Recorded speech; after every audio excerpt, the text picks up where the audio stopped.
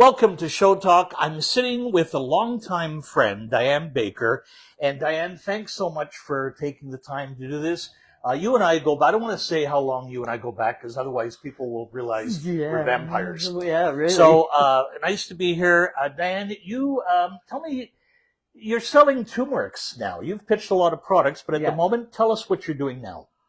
Well, I'm selling Turmerics, which is a health supplement, and it's based on the turmeric root. But a fellow out of Australia actually took the benefits and enhanced on it by adding 14 more herbs and spices. I think one of the main things that it's noted for is it relieves arthritic pain. Now, I can certainly attest to that. George actually pulled me out of retirement to come down and take a look at it 5.5 years ago. And at that time, I was suffering from arthritic pain, and I was taking painkillers. Now, I wasn't too sure if I even wanted to do the show, but he gave me a bottle, told me to take a teaspoon a day. I started doing it. You know, it wasn't too hard. It wasn't difficult to fulfill that. And I decided I would do the show. 10 days, the last 8 days, I guess, of the exhibition. 10 days into it. I didn't get any back pain, so I didn't have to take a pain pill. I haven't taken a pain pill since then.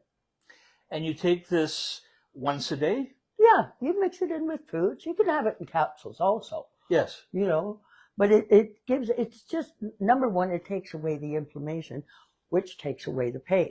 Okay. But the other 14 herbs and spices, now that's your defense system. And that's your defense against free radicals and all the precursors to other diseases. Who can take turmerics and who cannot? Well, the majority of people, I think, can. The people that I would recommend not taking it, because it is biomolecular. It goes to all parts of your body. So if you were pregnant or breastfeeding, I wouldn't recommend it. And because this formula naturally stops your body from forming blood clots, then you wouldn't want to give it to somebody that was already on a blood thinner. People, I think that, I mean, you would know if you were on dialysis, you wouldn't take it. If you had, if you had thyroid problems, don't take it. What does a jar cost? Well, there's two ways you can take it. If you want to take it in the powder form, you really get more bang for your buck. You get approximately 140 level teaspoons, and that's all you need for a day. So yeah, I mean, you're looking at 10 days shy of 5 months for $80. That's very good. 57 cents a day if you break it all down. If I remember, I believe it was at one of the shows. I won't even name the show, but you had, I think, a guy in a wheelchair. Do you remember this story? Yes, I do. Tell everybody this story. It was one of my favorites. Okay. Well, I'm at the C&E. It's almost closing time. And a fellow comes up and he said, oh, well, what do you have here? So I went through the whole demonstration with him, and he said, oh, well, now what's that going to set me back? So I go through the price. I said, $80 for the powder. I said, 57 cents a day. And I said, but you can take capsules. You don't have to worry about, any taste differences and so on. And I said, but that would run you a little more. I said, that's $90. And you should be getting 100 days out of that. And I said, but keep in mind, you've got a 30-day money-back guarantee. And he said, so how much did you say those capsules were? I said, oh, they work out to 90 cents a day.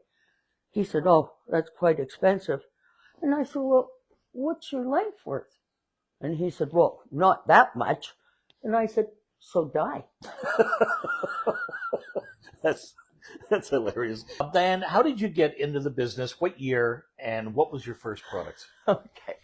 1963, I knew my aunt and uncle would be out of town for the Calgary Stampede, and I had a boyfriend who was an outrigger on one of the chuck wagon rides. I thought I'd surprise him. So I go up there and go down to the grounds and can't find him. And of course I'm bored, so I go into the carnival end of it. Well, I'd saved up a couple $100, but I lost $100 that day somehow. And then I went back the next day to find out that his chuck wagon had been broken, and I lost the other $100. So now I needed a job. So I went out, and I was asking everybody, and one fellow said, "Do you know how to roll candy floss?" I said, "Certainly." Well, he put an apron on me, gave me a float, and left. And I didn't know the first thing about it. So I was just taking it up, gathering it up, using the pointy part, sticking it in, and giving it to the customer. Well, when he came back at the end of the night to pay me, he said, "You show up tomorrow." And I said, "No, too sticky a business for me." Well, that's like making $1 an hour then. So I went into the exhibit buildings, and I see these two guys standing in the doorway to the back room they had, and a girl was collecting money for handwriting analysis. And I said, "Hey, that girl looks like she's run off her feet. Are you guys going to hire somebody? Maybe she needs some help." They looked at me and they said, "And who the hell are you?" I said, "My name's Diane." And they said, "How old are you?" I said, 23. They said, "You're hired." And that was Teddy and Phil Kivas. Oh my God. Kivas. Yes. The Kivas brothers. Yes. K-Tel. Before they started K-Tel, I worked for them for a couple of summers on handwriting analysis. One of the last shows we did, they took us to dinner, and Phil was talking to his younger brother Teddy, and he said, "I'm getting tired of schlepping all of this stuff from Winnipeg to Calgary and then Edmonton." He said, "I'll bet because television's come so far these days." Now, you got to remember, this is 1963. Wow, yes. And he said, "Teddy, I'll bet if we put a snappy little commercial together about 1 minute." He said, "Because at night, when they put on that Indian test pattern, it's because they haven't sold the advertising space."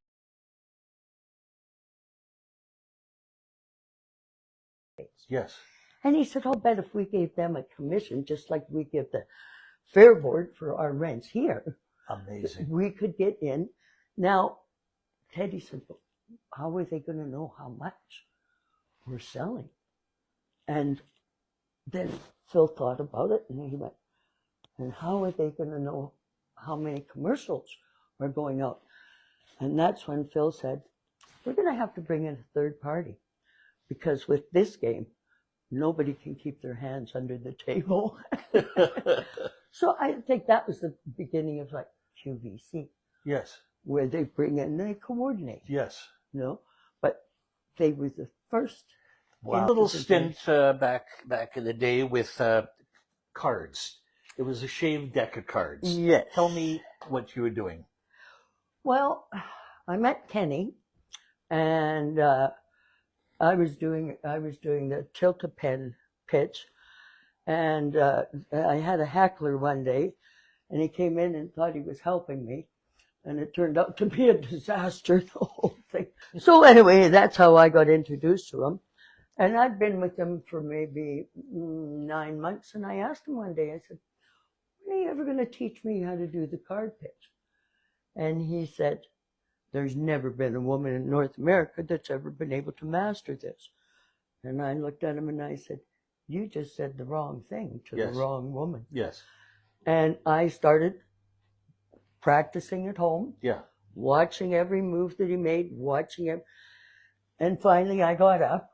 And of course I'm not as proficient as he is, but I can use a little more risque demonstration style. Yes. And even though I wasn't as proficient, I could keep up with them. Yes, yeah. And it took him about a year before he finally showed me the finesse on how to make the cards work exactly the way you want them to. Wow. But I did that, and I did that for years. So Bruce, we noticed about 4 years ago when we went down to Cabo, because Bruce, Marion, and I, from the 90s, we used to make a ritual of going down to Cabo San Lucas, and we'd spend anywhere from a month, 6 weeks, 2 months. But it was a ritual we did all the time. The last time after COVID, when we were able to, or before COVID, when we went down, Bruce just seemed to have lost all his energy, didn't want to eat, wasn't active at all. And when they came back, Marion started taking him to different doctors and specialists, and they even had to go right from Nanaimo over to Vancouver. But so she was planning on moving also. So she's trying to downsize the apartment, and she's taking him to all of these different things. And one day she came home and she just collapsed on the floor. And I get a call from Bobby King. I was on my way to do a show in Ottawa. And he said, "Have you heard about Marion being in the hospital?" And I said, no. I said, "Bobby, you're talking about Bruce. What's happened to Bruce?" And he said, "No." He said, "Apparently, Marion came home. She collapsed on the floor. Bruce tried to get up and help her. He collapsed on the floor. Both of them had been on the floor for a day and a half. And his sister phoned, and he was able to pull the phone cord and answer the phone." Wow. And he said that Marion had been on the floor for a day and a half, as well as him.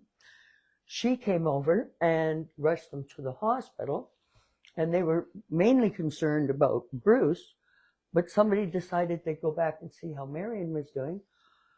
And she was in the middle of convulsing, and it turned out she had spinal meningitis.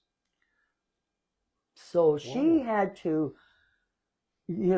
somebody had to come in and take care of Bruce.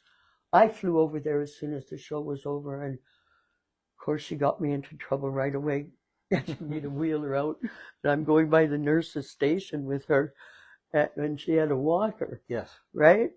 And she kept going, and I said, "Where are you going?"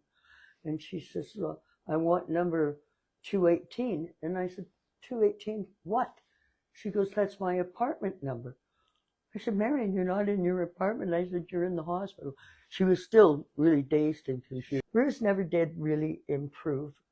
Marion got better. She had a couple of Am I mixing this was there not something about mold?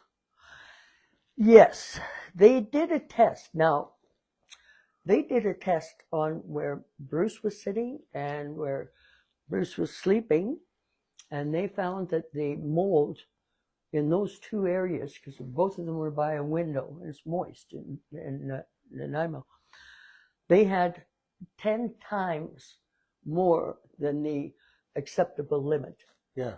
And that may have caused... That could have been a contributing factor. Could have been a contributing factor, because it was neurological problems that he ended up having with his fingers and feeling. And now we lost Bruce, which we sort of saw that one coming. Yeah, he degraded quickly. Yeah.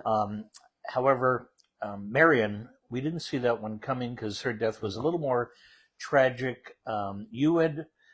Because she was still in mourning over Bruce.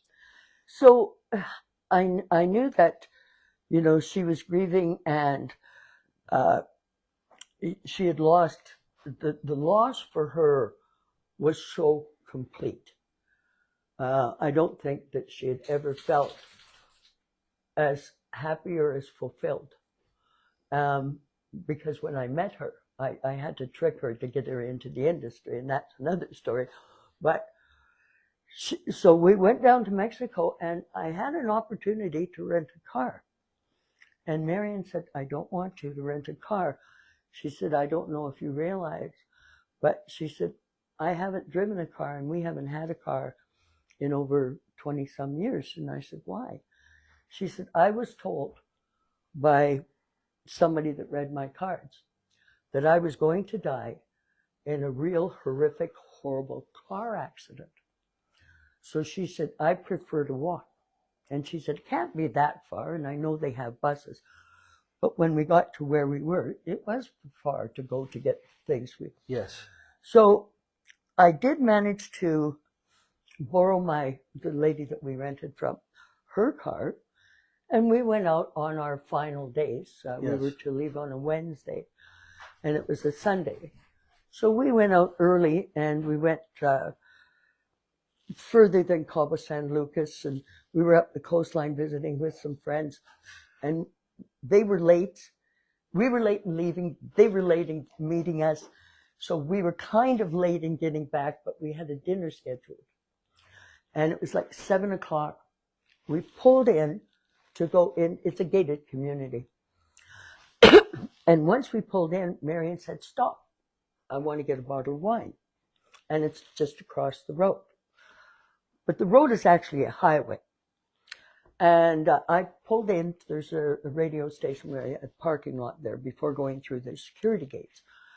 So I was parked. She said, "I'll be back in 2 minutes." And I waited, and she didn't come back.